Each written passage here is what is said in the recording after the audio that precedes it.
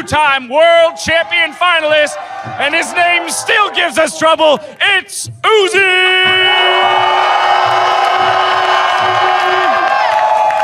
And his opponent on the red side, also fighting for Team Ice, a support who strutted his stuff as the Sheriff of Piltover to make the round of 16. Put your hands together for Kasing! Well, that's enough talk, ladies and gentlemen. It's time to hit the abyss. That's right, Dash. It's time to 1v1 on the Howling Abyss, and Kasing is going down.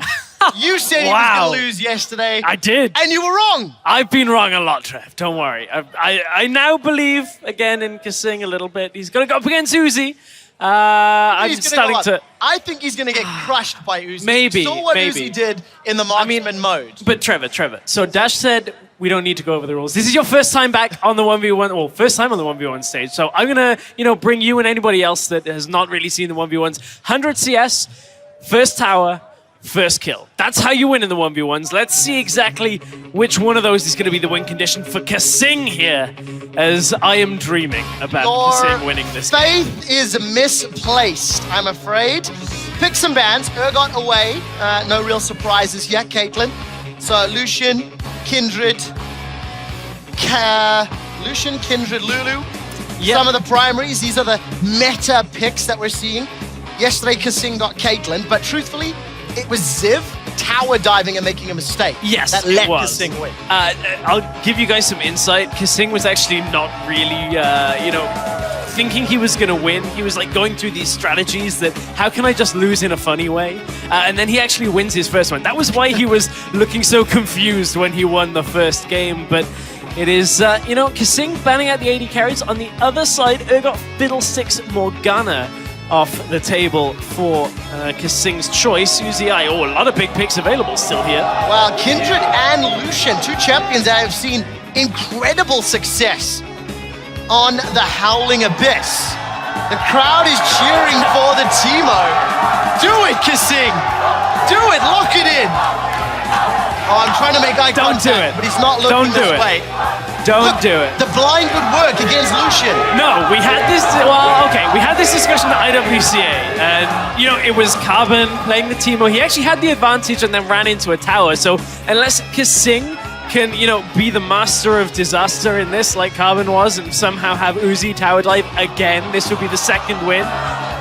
The crowd is not liking the change at the last minute. It is going to be the Kindred picked up against Lucian.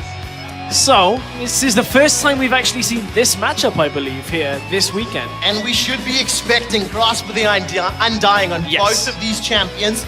They could both play the sustain for CS game, because I don't see either dying unless one player makes a mistake.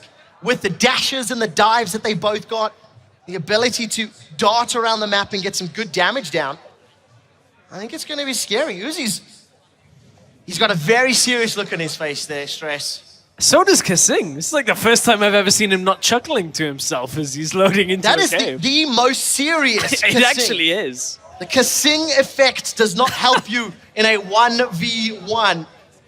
And a spot in the quarterfinal on the line. Also to note, this is a team kill. It is ice v ice, outdoors in the cold winter air. Uzi's like, this is my world.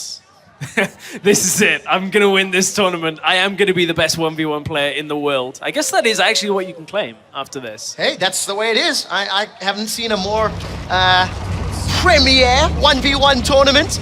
But welcome to the Abyss. Bush control in favor of Uzi. He's already come face to face. No ward down. He didn't plant the ward. Mistake. That's the key thing there is you have to have the ward to secure control. Kasing has targeted Uzi, no surprises there, on the Kindred passive. So at this point, Kasing's actually established the position on the map. So, a reminder, 7 minions is the name of the game to hit level 2. That is the first minion of the second wave grants you that initial level up. And that is why Kasing is positioned so heavily forward, because if you can get the initial damage down and get, your wave killed faster, you manage to get that level 2. Get yourselves comfortable. Unless Kasing wants to commit to an extended fight, think we're going to be looking for the CS goal. So initial push seems to be in favor of Kasing, right? And you can use that Life Slinger passive very, very effectively.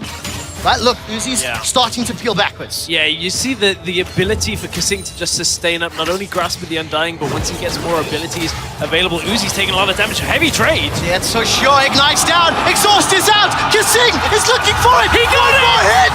Kasing takes down Uzi. He's done it again! He can't believe it again, but he's done it again. And that is just the strength of Kindred. Reckless is like, what? How did you win that? Reckless is like, I couldn't do that. How did you do that? Kasing for picking up the win. Kasing, my friend, catch the Poro. Yes! He gets his prize. There's the replay. Just the damage from Wolf coming out. This early on, he got the level 2. He just is able to get the damage down. Uzi was still level 1.